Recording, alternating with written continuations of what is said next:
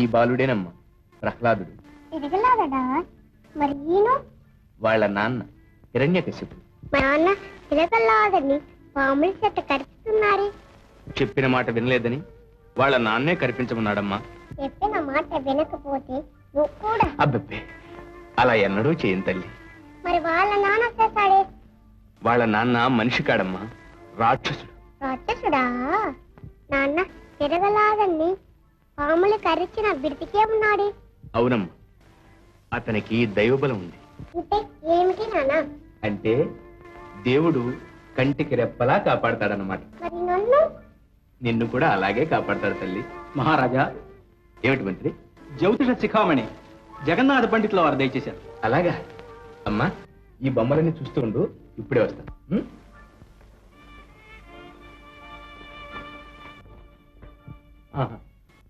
చదువులలో సరస్వతి, సిరి సంపదలలో శ్రీ మహాలక్ష్మి. అందులో ఆశ్చర్యం ఏముంది? రూప మాకు మార్తే చిత్తం. కానీ ఏమిటి సందేహం?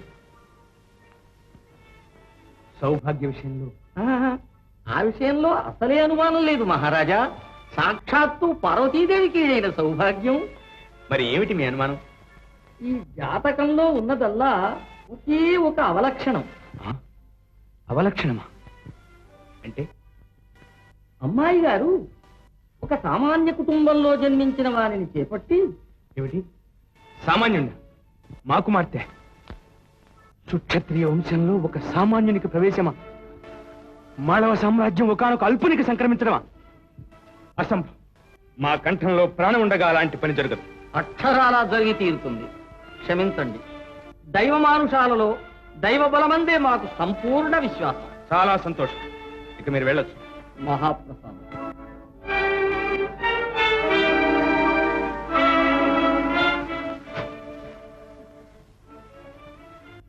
మహారాజా, ఎప్పుడో ఏదో జరుగుతుందని ఇప్పుడింత ఆందోళన పడ్డాం.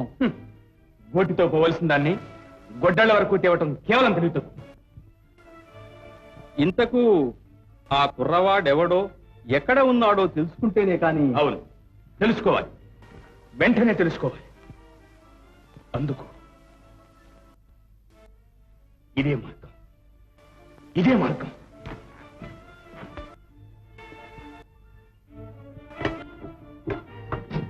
మంత్రి, ఇది తక్షణం అమలు జరిపించండి. మానవ ప్రయత్నం వల్ల సాధ్యం కాందే ఉందో చూస్తాం.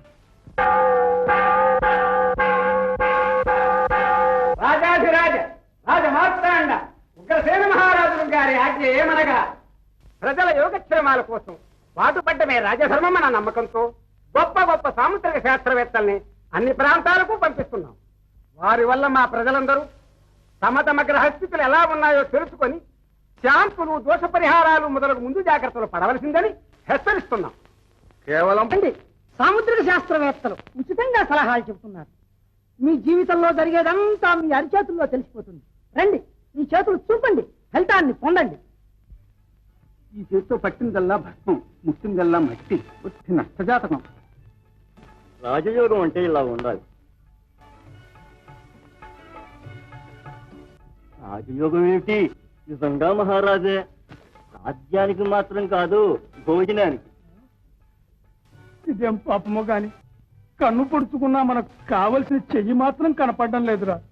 నిజమేరా, ఆ కుర్రవాడెవడో ఎక్కడున్నాడో గాని మన ప్రాణాలు తీసేస్తున్నాడు. రారా చంద్ర, ఇవాళైనా చేసి చూపించుకున్నావు. నేను రాను. ఎందుకురా? మా అమ్మని అడగాలి. మంచోడివేరా.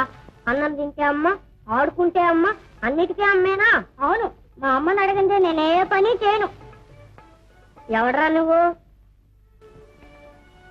రాము, మా చంద్రన్ రాలేదా? రాలేదత్తయ్య. ఎక్కడికి వెళ్ళాడు? నాకు తెలియదు అత్తయ్య.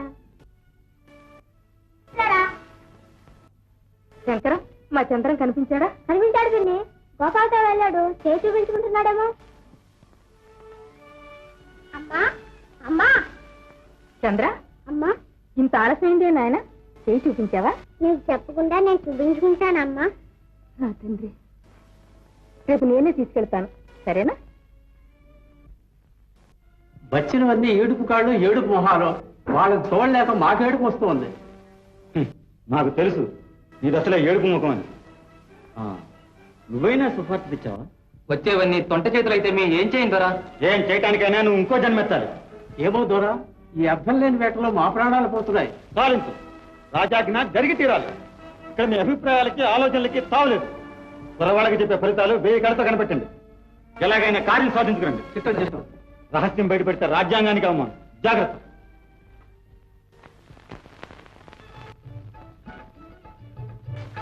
రామ్మా రా. మా అబ్బాయి చెయ్యి చూపించు నాయనా. ఆహాహా, ఏమి చెయ్యండి, వరహాలకు ఎత్తుకెత్తైన చెయ్యి. జీవితంలో మళ్ళీ ఇలాంటి చేయి కనబట్టం కష్టం. అమ్మా, ఈ అబ్బాయికి రాజయోగం ఉంది.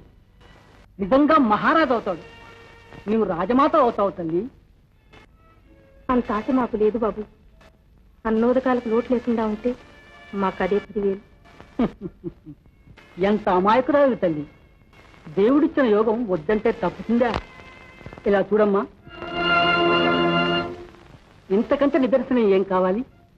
మెడ మీద ఇలాంటి పుట్టుమచ్చ ఉన్న వాళ్ళకి మహారాజయోగమే కాదు, పట్టణ యోగం అంటూ ఉండదు. నక్కెక్కడ దేవలోకం ఎక్కడన్నట్టు మేమెక్కడ రాజయోగం ఎక్కడ. దేవుడిచ్చిన ఆయుర్దాయం బాగుంటే అంతే చాలు బాబు. అందులో ఏమీ అనుమానం లేదు తల్లి. 100 ఏళ్ళు ఆయుర్దాయం అయినా కొద్ది రోజులు మాత్రం జాగ్రత్తగా చూసుకో.